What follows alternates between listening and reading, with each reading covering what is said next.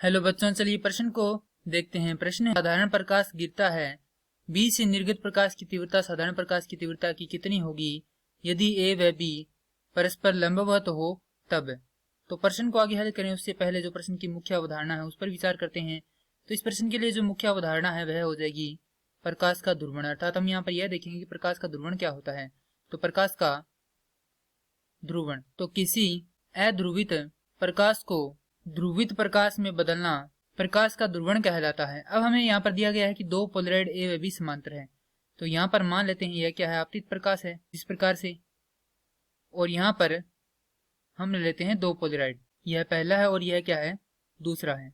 यह हमारे पास क्या है, अध्रुवित प्रकाश है, और जो इस पोलराइड का अक्ष है वह कुछ इस प्रकार से है। तो जो हमें आगे प्रकाश प्राप्त होगा वह किस प्रकार का प्राप्त होगा, इसके अक्ष के समांतर वेक्टर कंपन वाला, अर्थात इस प्रकार का प्रकाश प्राप्त होगा जो कि क्या होगा, ध्रुवित होगा।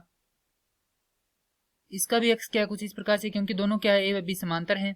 ये पोलराइड ए है, ये पोलराइड बी है, दोनों समांतर है, तो यहाँ पर भी प्रकाश कुछ इस प्रकार का प्राप्त होगा। अर्थात इसके जो वेक्टर है, प्रकाश वेक्टर है, विद्युत वेक्टर है, उनका कंपन भी कुछ इस प्रकार से ही होगा। तो ये है हमारे पास अध्रुवित प्रकाश, ये है हमारे पास समतल ध्रुवित प्रकाश, और ये भी क्या है, समतल ध्रुवित प्रकाश है।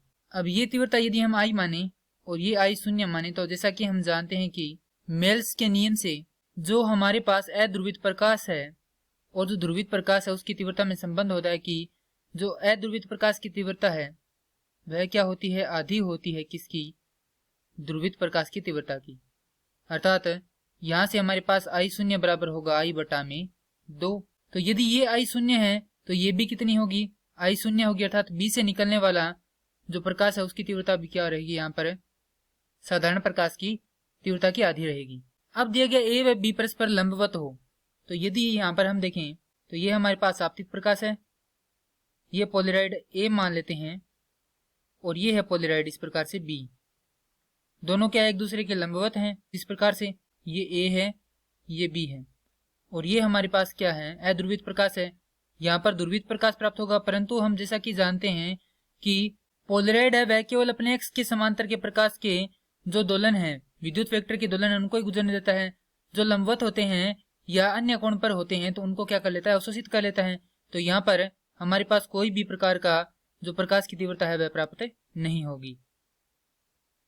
अर्थात यहाँ पर जो आई शून्य है वह बराबर होगा किसके, जब क्या हो, ए व बी लंबवत हो। और ये क्या करना था, हमें प्रश्न में ज्ञात करना था। मैं आशा करता हूँ कि यह प्रश्न आपको समझ में आया होगा। धन्यवाद।